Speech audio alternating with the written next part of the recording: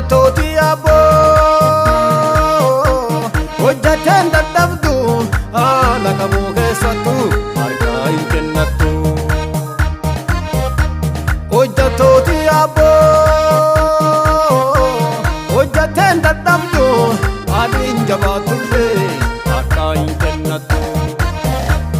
Akkamiin dadhabna maqaa abbaa ilmaa hafuura qulqulluun barsiisaa jedhamee hojiin nuuf kenname.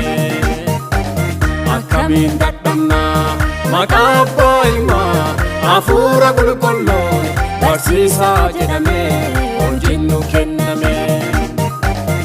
Duuli kenna duul waaqati waraani kenna wongeel waaqati jabaanne deemna irreen tawaaqati homaa hin taanu hojiin tawaaqati jabaanne deemna irreen tawaaqati homaa hin taanu.